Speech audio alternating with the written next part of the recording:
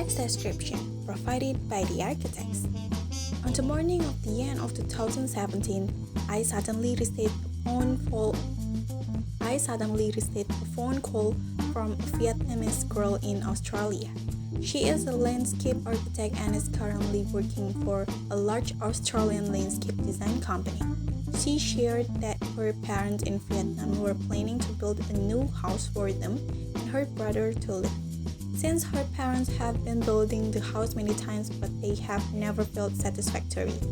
This time, she wanted to find a good design consultant to design a new home that suits the needs to use and is aesthetically pleasing. Through careful study, she came to us. She liked the way we did through our project post on Arch Daily. We exchanged a lot of ideas and had many common points. Everything is really simple, clean, with more areas for green space. In Vietnam, the planning of the residential area is mostly divided into 5 meters by 20 meters. Because of the relatively small area, most investors rarely sacrifice the space used for trees and light.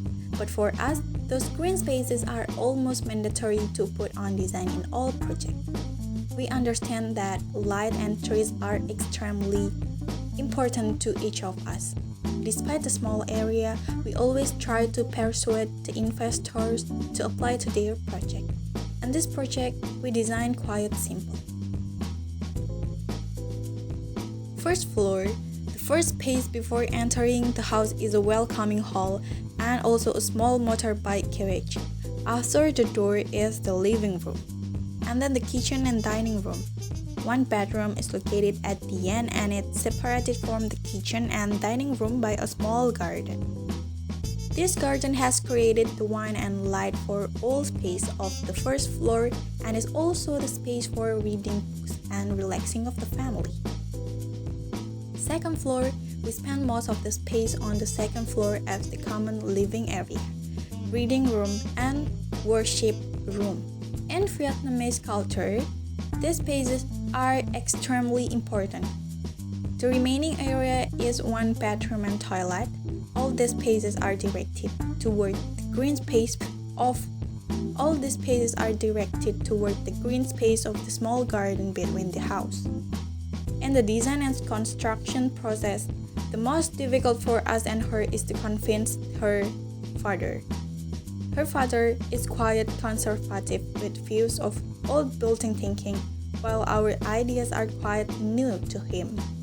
We had to work together to persuade his many issues during the construction process. Many times, he was very upset because, in his view, we were designers but interfered so much in the house he would later be staying with. However, we remained persistent in persuading and calming his stress. And as far as the end of the project, when the house began to show, as he shared, he gradually got a different view of the project as well as about us. He said there were some things he was not satisfied, but if he continued to build another house later, he would still find us.